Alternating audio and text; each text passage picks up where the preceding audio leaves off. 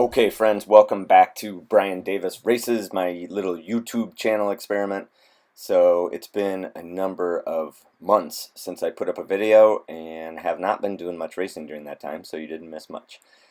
Today we are going to be doing a cyclocross race in Manitowoc, Wisconsin, which was an awesome course. The interesting part, I went there earlier in the week and recorded a cross camp put on by Brian Matter, a pro cyclocross racer, mountain bike racer, and all-around great guy. I put his website at the beginning of the video, so check him out. It's b-matter, matter.com, and he does coaching and all kinds of adventures. So great guy. Sadly, my audio was terrible trying to capture that on my Garmin camera, so I'll have to sort of reenact his advice. So what I did is I put the race video together with the cross clinic. So that start of the race that you just saw a minute ago, this is the start of the race. And this is the first section that Brian was really talking about. So the whole shot and this climb that we went up is really an area to put in effort. And then this whole downhill, his advice was to try to collect your breath as much as possible. So we're certainly doing that. This is the beginning of the race. There's three of us that have just a tiny little gap behind. I think there's only one person behind us as well, so I guess four of us, five of us in this group. The field size was maybe 16 to 18, something like that. So we'll get some separation pretty quick here. So my teammate ahead of me, Brent, and then Mark Schultz is in the lead, and he eventually takes the win. So good, clean start to the race. Of course, like I said, is a ton of fun. So it's got a fair amount of twisty parts, and there's two sections that are quite difficult, and they're back to back. So Brian's advice at the clinic was to try to gauge your efforts for those two areas. It's actually, I would say it's even three back-to-back features of this course that are probably the hardest three parts, boom, boom, boom, all in a row. We'll be getting to that here in a second. So I'm not going to do the whole race. If you've watched any of my videos before, you've seen I do commentary for the absolute entire time. The cross racing and perhaps mountain bike racing the same way. Once the beginning is wrapped up and you are racing by yourself for the next half hour, there's not a whole lot. There's not a whole lot to say. So, so we'll just do the first 2 laps, I think, is what we're going to end up with here. So it should be about 20 minutes, somewhere in that range. So here we're about to get to, I lost my chain here. That stunk. So it took me a minute to get that back sorted, and then I dropped a position, of course. So now we're going to hit the beach. This is definitely feature number 1 that is difficult. And then this is Brian talking about how to get through the beach. And like I said, the audio is terrible. So I asked the question, how do you get through that deep sand? And his advice was to, as he's demonstrating, try to throw the weight back as much as possible so the front wheel is just doing whatever it wants to do. Don't try to control it, just let it do its thing. And then try to put the power down into the pedals to keep forward momentum. So we'll see how I do here. And I'm still riding, and now I'm not riding. So a key mistake that I made in this race was when I would get to this long run section, you can see the bike flipping back and forth because I'm not running correctly. I'm holding the bike like a suitcase, and interestingly, I never understood the whole point of shouldering for a relatively short amount of time. And I mean, really, this is quite a bit of the race, this run section, because it took me so long. Later, the last 2 laps, I finally figured out shouldering, and then my speed through that section vastly increases because I could get the counterbalance of my running arm. For whatever dumb reason, I could never figure that out. So now we're going to have this little transition and get into the second hard feature, which is going to be this pretty aggressive hill coming up here in a second, and then we're going to be in luck, folks, because we are going to catch a little crash here from my teammate Brent up the road. Let's see if we can capture this. There's Brent. Oh, and he falls. Oh, it's too bad, Brent. Full turtle there for Brent. Let's take another look. Slow motion. Yep. Oh, that's unfortunate. I hate to see that happen to such a nice person. Maybe, let's take another couple looks. Let's see. Okay, there he fell again. That's interesting. He fell. I can't believe it. What's going to happen this time? And he fell. Okay, that's enough picking on Brent. There's one more. Ah, tough break, kid. Tough break. But see how quick he gets back up, and he's off and rolling. So Brent does a great job. If I play the rest of this video, I'm not sure, but he, of course, passes me again because Brent is a superior athlete to me. So I just had to have a little fun with him there. But passing a rider that was in an earlier category that got a start ahead of us there. And now we're going into this section, which is this sort of long grinder that gets up to the highest elevation of the course. And so Brian's advice for this section was, this is a great time to beat people mentally. So this is the advice he's giving during the camp. So you're going up this grinder. It's after 2 back-to-back features. Everybody's gassed. And this is actually from the practice session Wednesday. So that's Brian ahead of me. And you see he puts a dig on me. I'm on his wheel. He looked back earlier, saw that I'm on his wheel, looks back again, and here he goes with another dig. And that is the nail in the coffin on my ability to hold that wheel. So that is absolutely correct. That was the mental game at this section of the course. It was difficult to deal with. So this is another section of the, I'm sorry, I meant to move this and take it out, but I didn't do that. So watch Brian take this corner. Here's a high-speed corner, which will be in the race. Now watch these two riders go through. Rider 1 is pretty narrow to the tree, and Brian goes super wide. All right, so now we're back in the race footage. I forgot to do the overlays on the Garmin, so I apologize for that. I forgot it was a whole extra step, and you can't just do it in iMovie. Hopefully they'll work on that someday. So this section is definitely hurting after those 2 back-to-back features. This is not easy to get through, and you can see this rider ahead of me is putting in all kinds of time on me in that section, so I'm not quite sure who that is, but I don't think I'll ever see that person again after that effort that he put in there. And I don't think that had anything to do with me. He was just more mentally prepared for that difficulty. So let's see if I flip cameras here again to, okay, this is the cross practice from earlier in that week. And what I wanted to show you here is see these two riders again. Brian takes this wide. He's going to cut this turn. I think they took that out of the race. I'm not 100% sure, but this is again the example. Sorry, I meant to move that clip earlier, but I didn't do it. So you can see it's the same clip. You'll see Brian swing this turn quite wide to be able to shoot that speed through a lot more aggressively. And that was a common theme that was coming up across clinic that Brian was doing. And so I tried to be as wide as I could with the tape. And again, tape to tape is kind of a theory I've been working with in the last year or so. I watched a Jeremy Powers video last year, and that was a huge concept, was to just use all of the course possible. But it's amazing how much mental fortitude it takes to do that.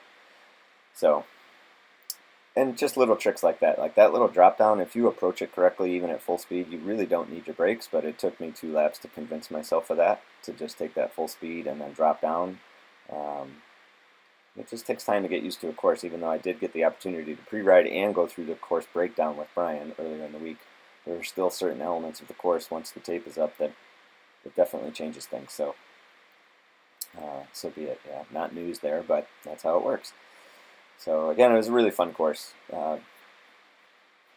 These guys do a great job. There's a flyover in this course, which is really rare in our area, and just love to have that kind of atmosphere. So kudos to the Manitowoc cycling folks. Alright, so we're back in the race footage. I don't think I cut to Brian's clinic too many more times, but during the clinic, some other tips that he gave was, again, that tape-to-tape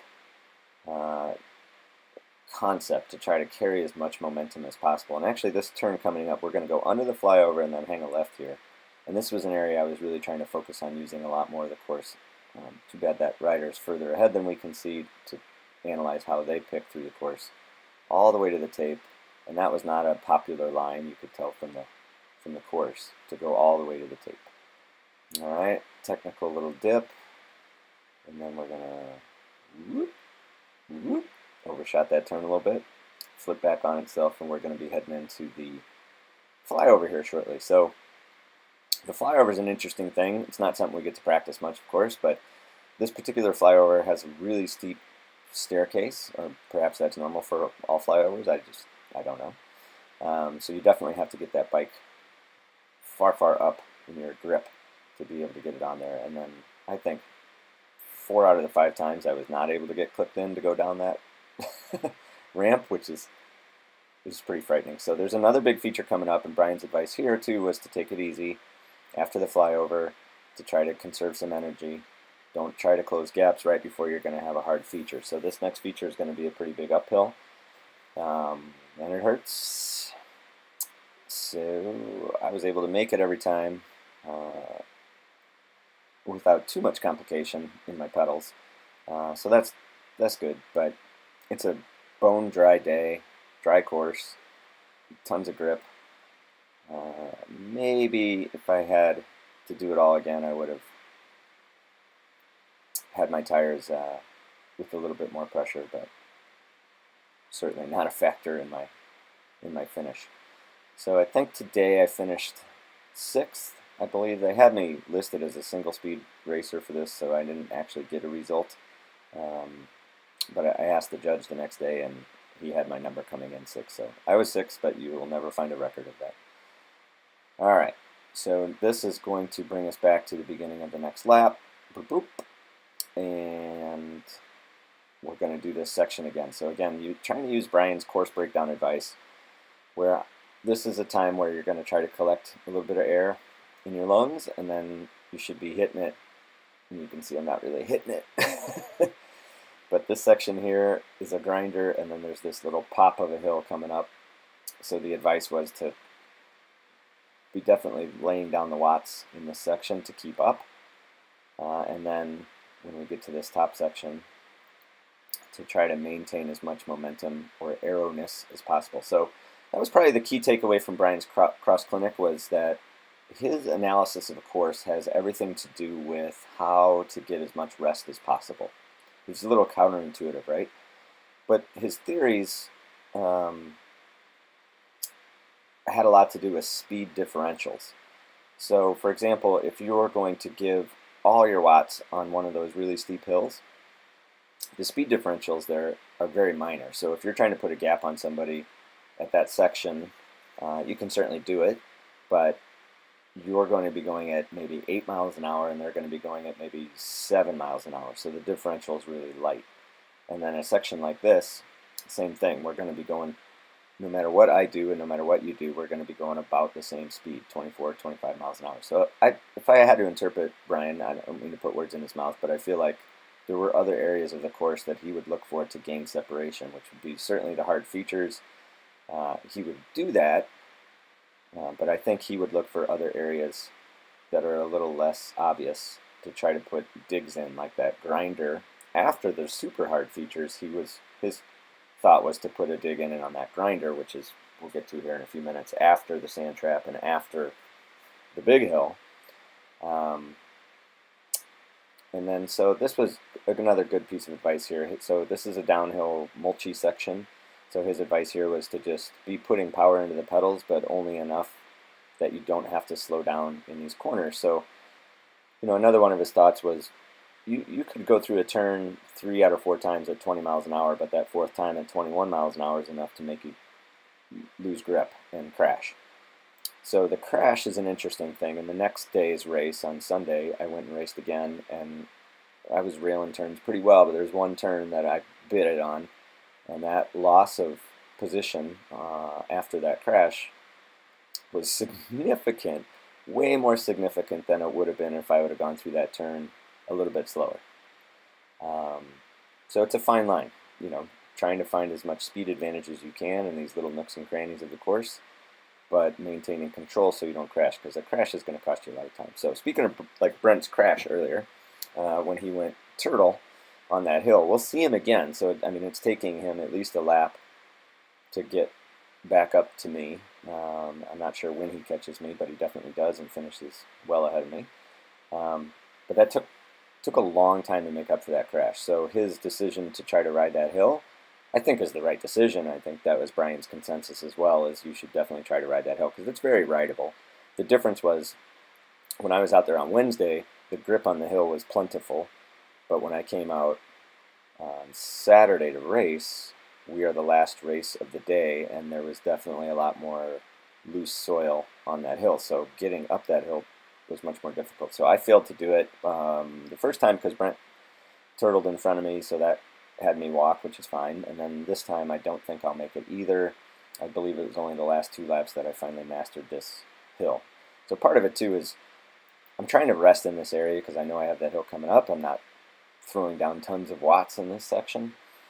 And again, I don't mean to be so specific to the course because your courses are all going to be different, obviously. But, oh, okay. So I definitely had to run here because of some traffic.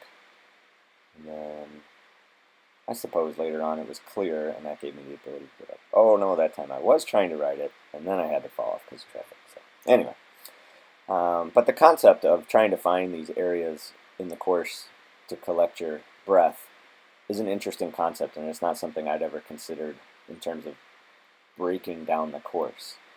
Now, a lot of times I show up and get exactly 1 lap of a course, so I guess I don't really have a ton of time to contemplate those things, but every once in a while you'll have courses be the same year to year, so you can really concentrate on what those areas might be where you can get a little bit of rest without losing too much in that speed differential between you and the competitive rider. So,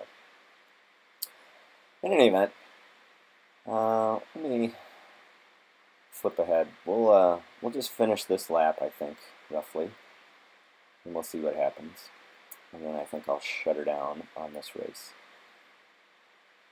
So if I know YouTube videos hang around for a while, but if you're watching this and it's October 4th, 2017, or October 5th rather, be sure to come up to our race, which is going to be in Appleton, Wisconsin, or more specifically Kimberly, Wisconsin, as part of the Diablo cycling team. We're also partnered up with Wheel and Sprocket race team for that race, so it's going to be a great time. We'll have beer and music and beer and a couple bikes racing, but mostly beer, so just be prepared for that. Alright, so this course was pretty smooth as far as parks go. This soil in this area is really laden with sand, so it keeps it pretty soft. So, see, that time I try to stay on that hard packed grass as long as possible. That was finally a smart move. I know I hit my brakes on that. Didn't have to. I finally figured that out on the last turn. But it can be hard to convince yourself of those things, that's for sure. One other thing I noticed when I was on the practice laps with Brian that I've been working on lately is he throws his knee out pretty aggressively on a turn. Like this turn coming up is a 180-degree turn. The rider ahead of me doesn't really do any throwing of the knee. And you can see we both took that turn very differently. He stayed pretty shallow to the apex, and I went as wide as possible. And again, that Jeremy Powers video I watched, just being as wide as possible, was really, really beneficial to me. Tape to tape. And that was Brian's advice too. So later on the cross clinic, we did a few turning drills, and I watched other people do those turning drills with Brian, and we just sort of analyzed it. Unfortunately, the footage was too dark, so you can't really see what's happening in the footage, so I apologize for that.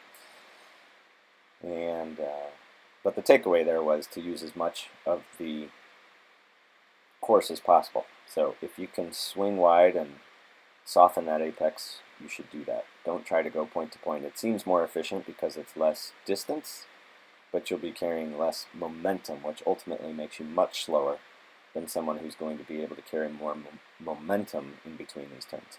Does that make sense? I hope it does.